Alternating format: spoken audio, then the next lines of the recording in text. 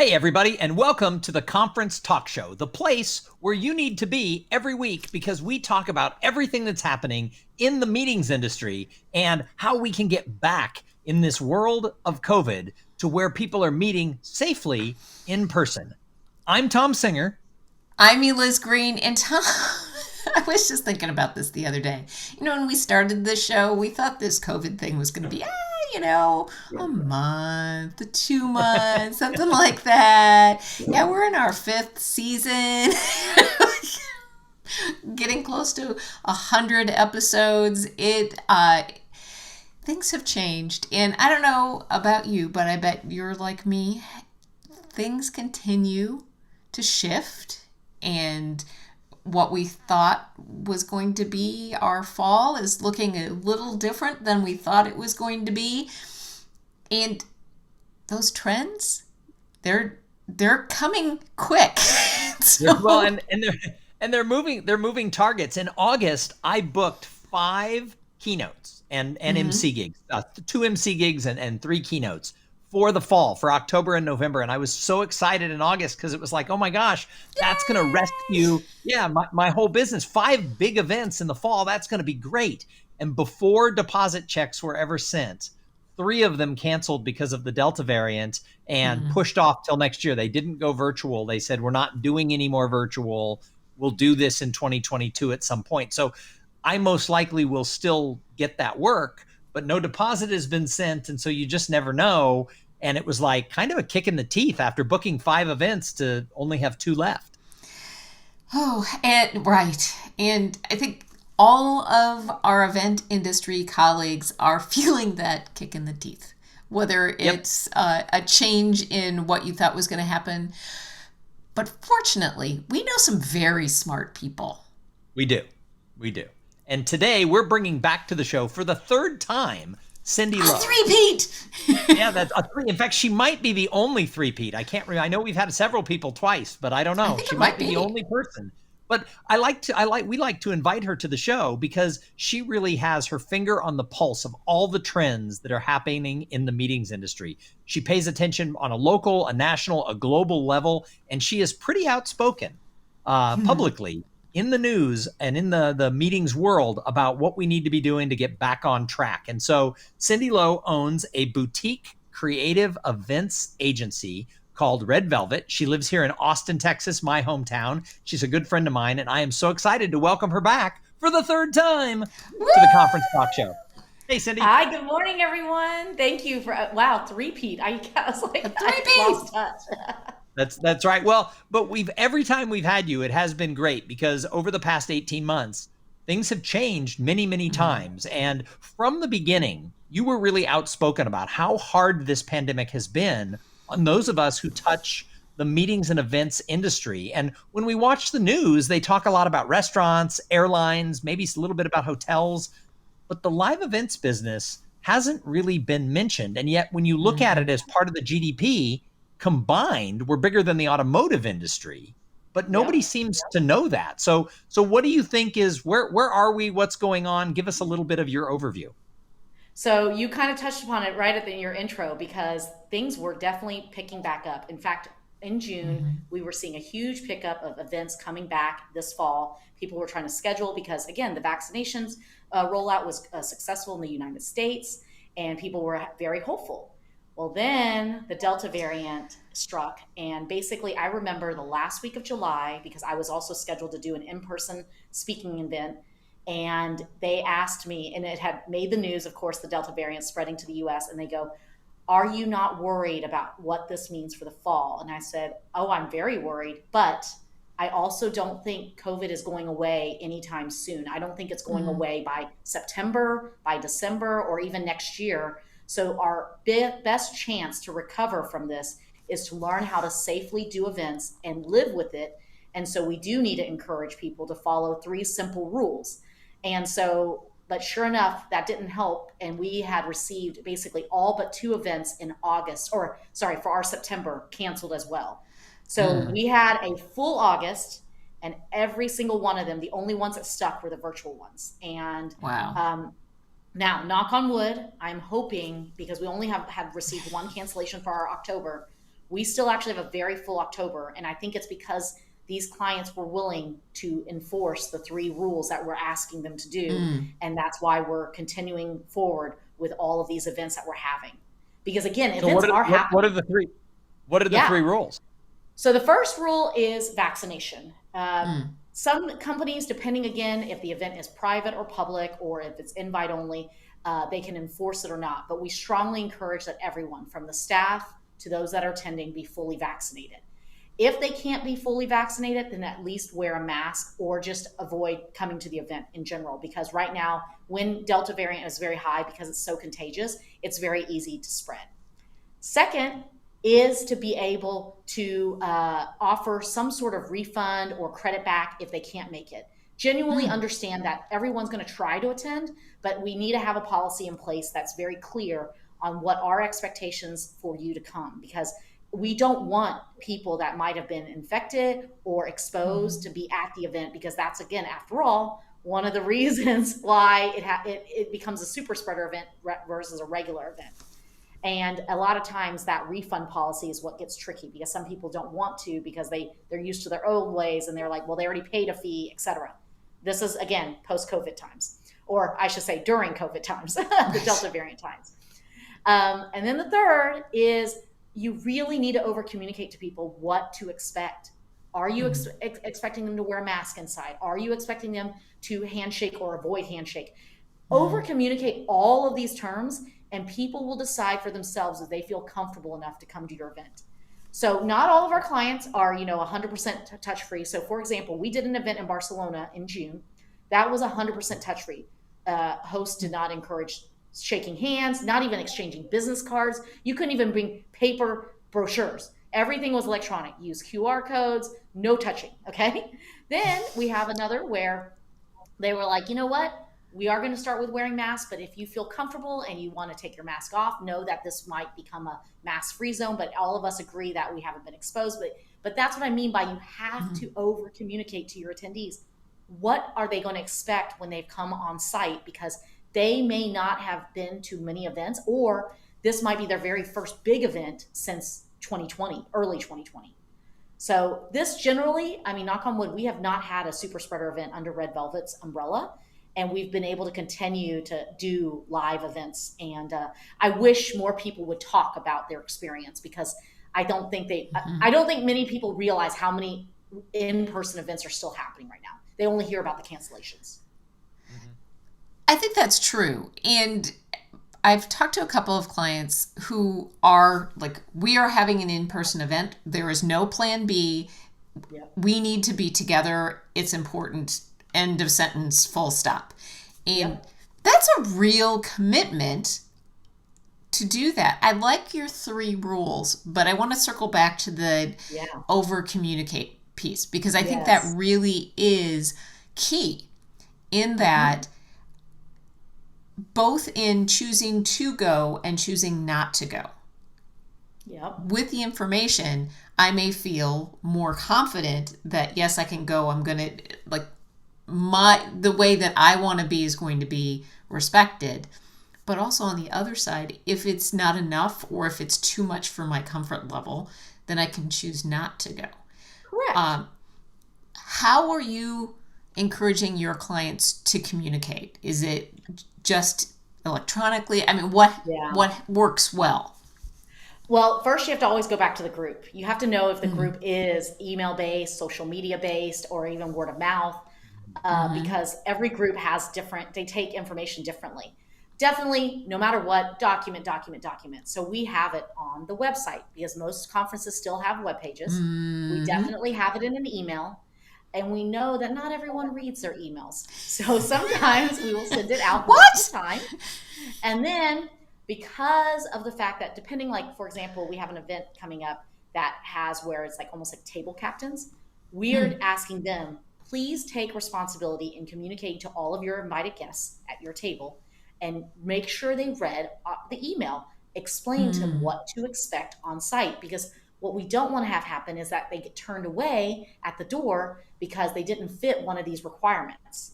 And we're not there to embarrass them, but it's just because we're trying to do what's safest for all the people Right. to gather together And the other thing I should have mentioned earlier too, when I mentioned my 3 rules, is if you did come back and you did happen to catch COVID or you tested positive, I would say it's our civic duty to notify the organizer so that they can at Mm-hmm. least tell the people in that little bubble that there was someone that did come home testing positive. Now, we can't always prove that it was caught there, okay? Because it could be caught at the airport, it could be caught on the Uber ride, but at least you've notified someone so then that way they can at least do their form of contact tracing. And the Right. second thing I should mention to that is that you too, as a attendee, I think it is our civic duty to be a good attendee. Mm-hmm. So if Mm-hmm. you notice that it's a little bit more crowded, and maybe you notice someone is coughing a little bit more, it is to speak up and go, hey, I think you might like is there something that you might have caught, or maybe they did actually have. Some people are born just they're always coughers, and it's Right. it's amazing because again we're working these events and immediately my ear just perks up when I hear a cough or a sneeze because that is usually right now what I do fear. And I look to see what it's doing in the air if I can try to control it Yeah. because again it's bound to happen. And someone asked me, and I realize I'm jumping around a bit here, but someone asked me what is a number if you had to give a number of what's an okay spread. And this is technically a Cindy Lowe number. This is not a CDC or WHO number, Yeah. but basically, if we do 1,000-person event, and if I find out less than 1% of people say that they came back and tested positive, I am okay with that now. Mm. And the reason why is unfortunately because we have to learn how to live with COVID. We're at a time that we've opened up the entire United States that there's no way I can completely be on lockdown, if that makes sense. Mm-hmm. And we don't have enough rapid tests to be able to give out to everyone. If we did, I think it would be even smaller percentage. But so that Yeah. means if out of 1,000 people, as long as less than 10 people tested positive for COVID post event, I am satisfied. So this term living with COVID, I'm starting to Mm-hmm. Yeah, hear in a lot of different areas, not just in the meetings yeah, business, but that as we get back to the office or as we yeah. get back to Right. travel or whatever, all of us have to take that, like you said, a little bit of civic responsibility to living with COVID. Eliz and I Hmm. attended an event in July where some Okay. people did contact COVID while they were in Las Vegas. Now, there were 600 people at the Mm, event. I think there were like 15 or 16 people who had reported back to the okay. association that when they got home, Yep. they had had this. But Caesar's Palace was extremely crowded. There was a fight Yeah. that weekend. I mean, the Kardashians were Got in it. the building. I mean, Yeah. it was tight packed. So it may or may not have Yeah. been the event, but many people who were part of that organization who did not choose to attend went really nasty, blaming the Oh, association that they infected these people. They tried to kill this woman. And I think all of us need to put the politics out of it and step yeah. back. And if organizations are choosing, companies and associations, to have Correct. events, we need to respect them if they are taking the protocols. So, what can we do Correct. to help get everybody on that page? Oh my gosh, that's a great question. So far, no one's asked me that. I mean, Mm-hmm. I'll be Yeah. honest. I think it's until yeah, I think it's until it becomes the norm. So I have been again adamant Mm. about reminding our team that our job is to educate our clients, especially those that are more fearful of hosting live events, but they know they need Right. it, is to ask ourselves, is it worse to hold off your sales and marketing initiative or do Mm. it virtual where maybe some people are paying attention, some people are not, than to have the event? Because I'm going to be honest, right now, I know personally those that can't sell virtually, their numbers don't look as strong as it was in 2020. And so I've Mm-hmm. asked them, I go, think about it again. I get what you're saying that you don't feel comfortable going out and traveling, but your competitors are out there traveling. So you've Mm-hmm. got to decide where your comfort level is in doing your job.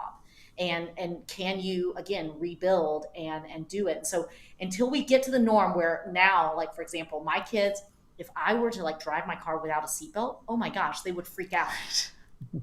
But we're not there yet, unfortunately, with COVID. So Yeah. because here's a test. I went to an event with my kids, and my kids are better mask wearers than I am. And mind Mm-hmm. you, my kids, I'm fortunate, my kids are 12 and up, so they're both fully vaccinated. But I still tell them if we're in a crowded space indoors, I would prefer you wear a mask and don't touch, shake people's hands for right now. and still, of course, wash frequently. But they will call it out and they go, oh my gosh, that person just coughed and didn't wear a mask and now it's everywhere. I'm leaving. I'm going outside. And that is when it becomes the norm of that, I'll be honest, that's when Mm-hmm. we know everyone will have adopted it. Because, yeah, I don't think it's fair to blame the organizers. Again, you just said it. Caesar Palace was crowded. Las Vegas was crowded. It's everywhere. Right. You can't tell if you got it in the airplane or in the bathroom or at the conference. You just can't. It's a virus and it's airborne. So our choice, do we want to live in lockdown mode or do we want to live carefully and do our civic duty? And that's why I Right. said part of our civic duty is to get vaccinated as well, because that will help minimize the spread. So I know you work with a lot of corporate clients who are Yes. balancing a couple of different things here, not only live events, but having people back in the office. I Yeah. imagine you have some advice that sort of intersects there. What are you telling your clients? So it's interesting because I do first ask them, what is your current company travel policy? Because if your current company Mm-hmm. travel policy is that you are allowed to travel again, I would say that you can safely, again, do live events. But I had a revelation 2 weeks ago because I was sitting down with a friend that is a CFO of a company, and Mm-hmm. she made me realize that I see where one of the troubling factors is. She goes, all of our employees are pushing back coming back to the office because they don't want to catch COVID. So then why, as a CFO, would I approve for them to be on company dime to go to a conference when if they don't feel comfortable being in the office with people they Mm-hmm. know, to go to a conference with strangers? And I was like, oh my gosh, I did not even think Yeah. about that. And so that is actually very interesting because when we Mm-hmm. poll general people saying, are you ready to come back to events? Right now, we actually still get a 60% yes, I'm ready to come back, but I want my company to pay for it. I don't want to pay for it. Right. And then, yes, but then that's when it dawned on me that at the company level, they love the savings over the last year and a half. And so for them, they're like, see, you can do all these things virtually. Look how much money you've saved from not flying, the hotel, the food and beverage. And and so if you don't want to come into the office, then yeah, then you can. I saw that conference has a virtual option. Check that off. That's only $100 versus several thousand. And that's what's Mm-hmm. going to kill us, because if you are the one that is also saying, hey, I don't want to come back to the office, then most likely that your controller or your CFO is saying, hey, then I don't need to be paying for you to go to an expensive conference. But this is where, again, I'm going to challenge us to really think outside the box. People do business with people who they like. And yes, Mm-hmm. I could sell you, I could meet you initially over Zoom or over Google Meet and whatnot. But at the end of the day, you're going to want to meet me in person to see if I'm real, because everyone knows how it feels to be catfished, how easy it is to sell someone over on virtual. And then, but Yep. you get that gut feeling when you meet the person. And especially the more expensive the transaction, the more necessary it is to meet in person. And that is actually Absolutely. why corporate events play such an important role in our ecosystem that Tom was mentioning earlier. That it is in Austin, before COVID, we were the number 2 GDP for Austin, the Mm. hospitality industry. So it's like, why did we let that just completely go away? And it really makes Mm. me sad. And I think it's because we are so segregated into different industries and small mom and pop shops, and even ourselves. I'm a boutique company, and so there's not one giant voice that's telling people, hey, we need to Right. make sure that these companies survive and get to the other side. So you bring up a really interesting point, and that is it's what I teach and what I speak about is people do business with people who they know, they like, and they trust. And we get to know people and we get to build trust and develop that like part about how we Mm-hmm. feel about somebody through shared experiences. And Right. that's the Right. reason that in business, live events have thrived for decades and decades. And Yeah. 2019 was one of the biggest years ever in the meetings and live events industry. And I predict that 2023, maybe 2024, will be bigger than ever. I think there's a pent Oh, I up demand. 100% agree. I think Oh, there's a pent 100%. up demand, but there's a lot of inconsistencies. And you were pointing out employees who are like, I don't want to come to the office, but I'd love you to fly me to Florida to go to this conference. Yes. Because you know why? So, Because they were so locked down and they're dying to get out of the house. And I Yeah. said, you can't, yeah, you can't do that. You can't tell your employer that because this is what they're hearing. So if we want the meetings industry to help lead, and because Yeah. so many people touch live events, whether it's your local Mm-hmm. Chamber of Commerce networking event or your local association for corporate growth, or whether it's a national association or a corporate industry event that you're going to attend, because meetings bring so many people together for those shared experiences, what do you think that those of us who are either planners or other service providers, what can we be doing to help guide the way to this path Yeah. back to live Mm-hmm. meetings? Definitely number one, every time you've attended one that's safe, even if you go to a restaurant, share it. I Oh, am still shocked that how many people are still living in their bubble and going, well, I'm afraid. And I go, did you not go to a restaurant? Have you, if the person genuinely has not gone out of their house, has not gone to the grocery store, has not gone to a restaurant, then okay, they have a leg to stand on. But did you know, actually, I should give a shout out to Freeman. They did a study. They paid for virologists. That, I hope I'm pronouncing that word right. They paid for them to study, and they actually found that attending a conference with those protocols I just mentioned is no dangerous than going to a grocery store for an hour. And they published it on their website. And I was like, this is an example. And I've been sharing it, and I'm like telling people, you've got to see this. They hired virologists to explain again, is it more dangerous to go to a conference with strangers than it is to go to a restaurant or a grocery store? And again, unless you mm. are completely 100% curbside right now, you have an argument that you cannot go safely to an event. But if you've been anywhere, okay, anywhere in the last 3 months, I guarantee you we can come back and do this safely. And Mm-hmm. also, the other thing is, like I said, if you think you've been exposed or you think you might even feel a little itch in your throat, don't go. Don't leave your house. You need to self quarantine. And that's where I will say, I wish the US would give. So, Europe is a great example. They apparently have been giving out the rapid testing to anyone. Like, if you Mm-hmm. go up, you can get 7 packages of rapid testing so you can test at home every day. We need to be doing that at the US level. Because again, if you already know that you have it, then your civic duty would be to quarantine at home versus leaving the house and go, oh, I just thought it was allergies. I'm going to go to the grocery store. No, you have it, so Right. you need to stay home and get through it, and then you can leave the house. Because again, in the US, we live in such a privileged world where pretty much anything you want is going to come to your door. Or you can Right. post on social media and friends will drop it on your doorstep. I mean, that's what I Right. mean by like we live in such a privileged world that for our numbers, it's pretty embarrassing where they are because we should be responding to COVID so much better than the third world countries because they don't have an excuse because or their excuse is that they can't get the vaccines. We actually have the vaccines. You don't now have to wait in line, and you can even get a doctor's appointment. You can get free testing, and yet we have the worst numbers, and that's what makes it so hard, I think. Yeah. So it's all been politicized, and you've been very, very vocal that, hey, this isn't politics. Get vaccinated. Yeah. So, what do you say to somebody in the meetings industry who's like, nope, no vaccine for me?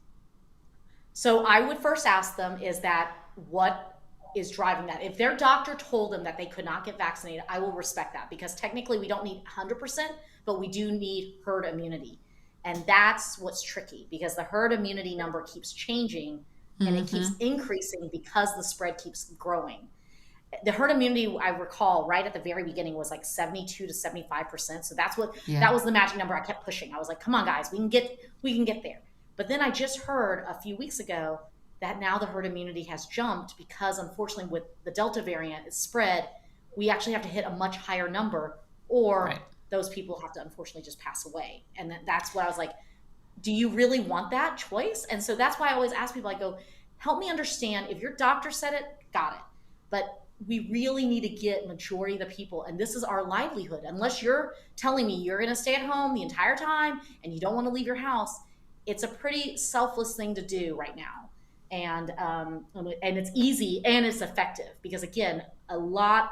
This is probably uh, the vaccine that has been given out the most in our entire history at this point, and it has clearly proven it's effective. And the side effects are again less than 1% in people. Well, and Cindy, because of your leadership, and you have really, I've seen it Mm-hmm. because we live in the same town, but I've also seen you popping up all over the country and the world on different panels and webinars and things like that.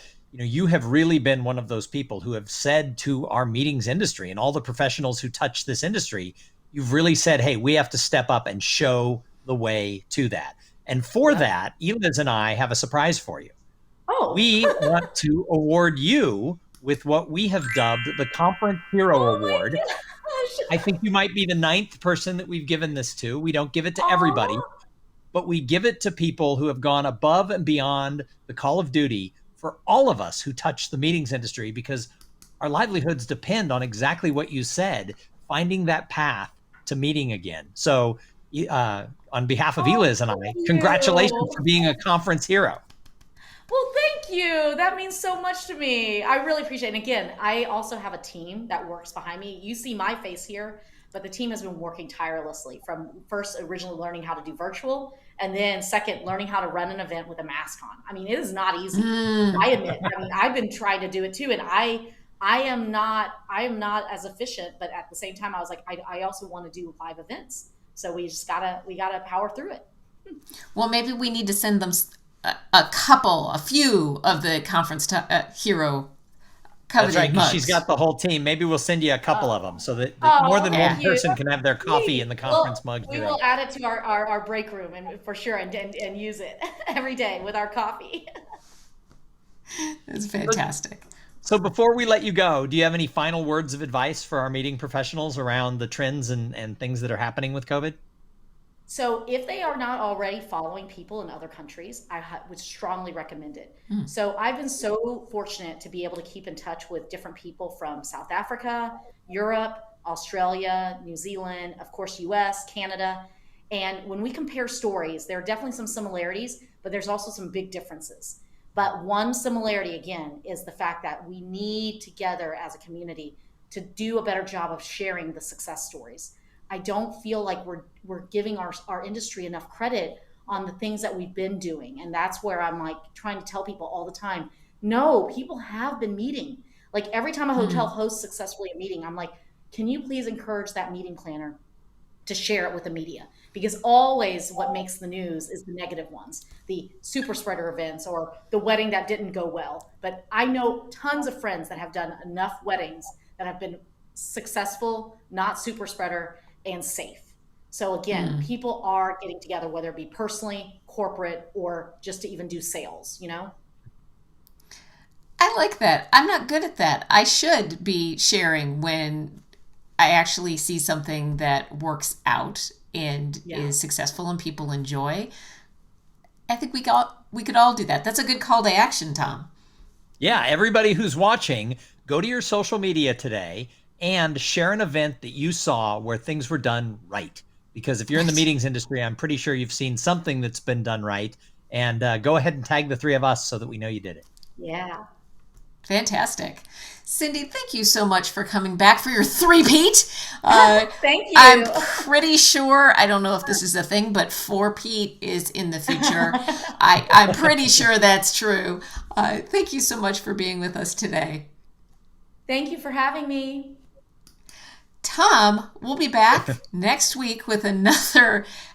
These go so fast. They go so fast. If you They wanted do. to find us, you can find us at conferencetalkshow.live. That's where we live on Facebook every Monday at 11 a.m. Central Time. You can find all of the recordings on YouTube at conferencetalkshow.watch.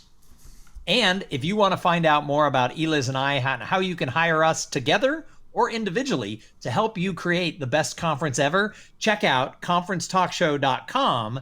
And if you want to see all the amazing people like Cindy Lowe who have been awarded the Conference Hero Award, you can go to conferenceheroaward.com. And we encourage you to And nominate other people who've gone above yes, and beyond the please. call of duty. Absolutely, just like Cindy. Woo! Thank you Thank you so again for the much. award. Thanks for being with us. See you all next week. Have a great rest of your week.